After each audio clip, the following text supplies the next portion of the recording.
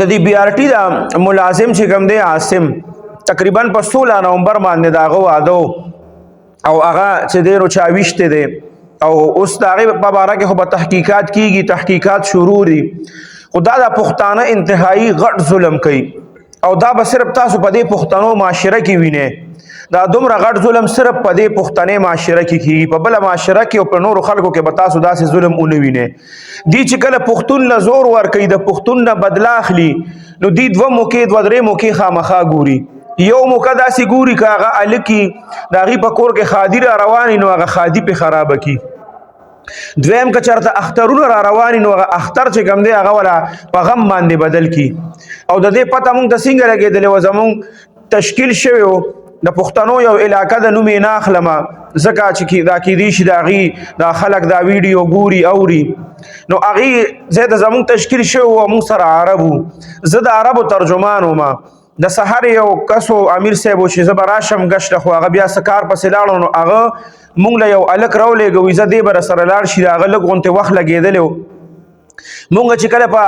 دغه باندې ووتو په ګشت باندې، نو هغه ډېر اوږده اوږده ګشتونه وي، د سهار یو ژمی و. مونږ چې کله را روان وو د هغه طرفه ملاقاتونه مو کړه، واپس را روان وو، نو دا هلک چې دی نو ماته د هغه خپلې علاقې په باره کې خبرې اترې شروع کړې په پښتو کې، او هغه عرب را سره ومو. نو مونږ خپلې خبرې اترې کولې، نو هغه هلک را روان دی، نو ماته د خپل د تره د زوی کیسه شروع کړه. وی زما نه تره زوی و دغه شان وي په دې علاقه کې وي د خپلو کې د هر څومره پښتانه چې دي اکثر وي د دې په خپل منځ کې دښمنۍ دي. وی زما نه تره هغه زوی چې وه د علاقې نه د دې وجې ووته چې یاره دلته کې تشې دښمنۍ دي. وی لاړه او بهر چې کوم دی نو د دې نورو شهرونو ته لاړه د تعلیم حاصلولو دپاره، هلته تعلیم حاصل کړه د خپل علاقې نه ووته. وی کله چې واپس راغی نو چونکې تعلیم یې حاصل کړو نو وی چې یاره دا به تر کومه مونږ دا دښمنۍ کوو. وی مور او پلار والا واده برابر که، نو چې کله واده برابر که نو بس وی د واده تیاری شروع وي، د وی چې یاره زه د خپلو دښمنانو له ورځمه. وی ټولو منع که چې ګوره مه ورځه دا پښتانه دي او ګوره دي. وی چې نه که هر څنګه کلک زړونه یي الله یې نرموي. وی هغه وله لاړه، وی چې کله وله لاړه هلته ورسره ملاقات وکړو، هغې وله ښه تبه تسلي وکړه چې بس ته راغلې دا ډېره ده، بس وی کافي ده، انشاءالله مونږ به واده له هم درځو، هر څه وکړه. وی کله چې د واده ورځ به بس وی واده له هغې راغله، واده کې چاته دا نه محسوسوله. وی چې کله واده وشو وی هغه هلک هم ښه بېغمه شو چې بس ده دي خو مونږ له واده له راغله، بس سر څه ختم شو. وی سهار چې دی نو د مانځه ته هلک راوتی و، وی دلته جومات کې مونځ وکړه او هغه ځای کم ځای کې چې مونږ راورسېدو که نه، نو هغه ځای کې هغه هلک چې و نو هغه سم په ډرک ډرک باندې وجړل، ډېر زیات یې وجړله او داسې وجړل که نه چې مونږ هغه عرب خو صرف مونږ ته کتل، خو ما هم ځان ټینګ نه کړی شو، زه ورسره هم په جړا شومه. وی مفتي صاحب دا ځای نه دی، دا ځای وی دې ځای کې د سهار مانځه نه راووت او زما نه تره دا زوی را روان و او دې ځای کې وی زما نه تره هغه زوی د واده صرف یو شپه شوې وه، وی په سبا باندې په دې ځای کې وویشته. دا دومره ظلم دا پښتانه کوي چې د هغه د واده صرف یو شپه شوې وه بیا یې هغه ځای کې هغه وویشته. دا څومره غټ ظلم دی. دا بي آر ټي دا کس چې دا اوس دا ګوره واده په ده باندې خراب کړه، داسې ډېرې په دې پښتنو کې واقعات پراته دي چې ته به حیران شي. د اختر په شپه باندې نوجوان هلک به ولي چې دا وی ما پې د اختر خرابو، د واده نه مخکې به وله څوک د کوره ولي وی ما پې دا واده خرابو. دا څونه غټ ظلم دی. وی دا د واده یو شپې شوی و بس وی په سهار باندې دلته کې وویشته، په اعتماد کې وویشته. زه چې لاړم به هر حال مونږ خو لاړو، زما هم ځان ټینګ نه کړی شو، ما هم ورسره ډېر وجړل ځکه چې هغه ځای کې مونږ ولاړو وی دې ځای کې ویشته و. چې کله مونږ مسجد ته لاړو بس هغه عرب خو دا هر څه کتله. کله چې ماسخوتن شو ټول ملګري وده شو نو هغه عرب ما له راغی او ما سره زما په بستره باندې کېناسته، خبرې اترې م کولې. بس ما ته وایي مونږ چې سهار ګشت له تلي مونږ سره هغه هلک تلی و ګشت له. وی هغه تا ته څه خبره کوله په پښتو کې؟ وی چې تا هم ورسره ډېر زیات وجړله او هغه هم ډېر زیات جړله. وي ده ته داسې څه درد میلاو شوی و، داسې څه مسله وه، خو که هغه ته درد میلاو شوی و نو کیدی شي چې هغه به پخپله جړل نو وي چې تا ورسره وجړل نو خامخا په دې کې څه مسله شته دی. ما ورته وی چونکې مشران د دې خبرو نه منع فرمایي چې تاسو داسې قسمه خبرې د بار ملکیان مېلمانه چې دي ته مه کوئ، تاسو صرف هغې چې کم کار دپاره راغلي بس هغه ورته وایئ او هغې متعلق خبرې ورته کوئ. ما ورته ډېره خوا دېخوا وکړه خو هغه عربي په خپله خبره چې کلک شي بیا کلکي، زه یې نه پرېښودم. ما ته وایي چې بس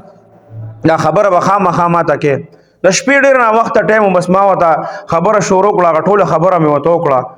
چې هغه ته ما هغه خبره وکړه هغه عرب چې کومون هغه هم په جړا شو چې اوهو دا خو مونږ چې دا زمونږ د عربو په باره کې کومې خبرې مشهورې وې د جهالت په دور کې دا خو هغه خبرې دي دا خو هغه کیسې شروع دي دلته او دلته مونږ وایو چې په پاکستان کې مونږ د دین زده کولو دپاره راځو هغه زه پرېښودم نه کړي دا خبره هغه ته کول مناسب نه و به هر حال هغه بیا چې خبره ورته ما وکړه نو په هغې کې هغه د سبا نه وی چې مونږ له خو د دې دعوت و تبلیغ د کار نه زیات چې کوم دی نو دا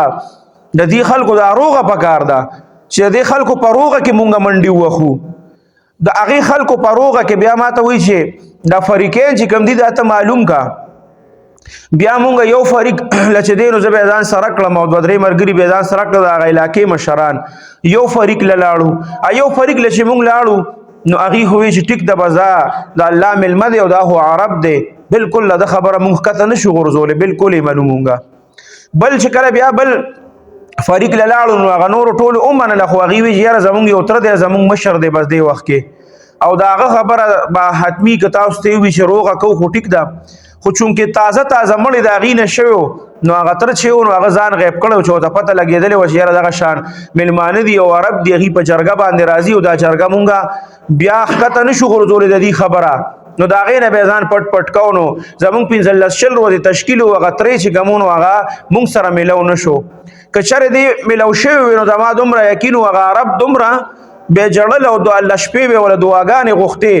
چې زما د خپل رب نه دا امید و که چېرې دې ورسره میلو شوی نو د زړه به هم نرم شوی وي دغه جوړ او دا روغه به شوې وه خو به هر حال دغه د مقصد مې د خبرې دا دی چې پښتانه داسې موقعو ته دا ګوري چې یاره په دې باندې به زه دا څنګه د دې خو په پته لګي د BRT د عاصم الک چې دی ورځ دې مه وشو چې چا ویشتی دی په 16 نومبر باندې کارډونه هر څه چاپ شوي دي ستونه شوي دي شادي حال بک شوي دي او هغه یې وویشته پته به یې رستو خامخا لګي چې څه مسله وه خو زمونږ دا پښتانه دا ټول هر څه داسې خادی ته او اخترونو ته دې ته ساتي او دا د دې د زوال د ټولو نه غټه نښه ده چې دی دومره حسد او بغض او دا قسمه کیسې که دی باندې امن رام شي د بر د حکومتونو د طرف نه دی یو بل په خپله نه پرېږدي دی یو بل وجنې نه پرېږدي د دې دا مسلې به څوک حل کړي چې دی دا یو بل په لارو کوڅو کې دا یو بل وجني د دې خو څه حل نشته که نه دا امن به دی له څوک ورکوي دی کې شعور پیدا کول لازمي دي دی کې دا تعلیمي یافته کول لازمي دي چې کم خلک په دې دور کې پښتنو ته تعلیم ورکوي او دی ایجوکیټ کوي هغه خلکو ته سلام کوي سلام چې ستاسو خلکو ته پښتنو ته صحیح لاره ښیي هغه خلک چې دی ته تعلیمونه ورکوي او دی په هره خبره باندې پوهیږي هغې ته سلام کوي چې ستاسو دا خلک چې دی دا تاسو سره تعلیم یافته کوي مدرسو والا ته دعاګانې کوي چې ستاسو دا نوي کل دا ایجوکیټ کړي او دا سمه لار ورته وښیي کني دا معاشره به د دې نه نور هم خرابېږي یاد ساتئ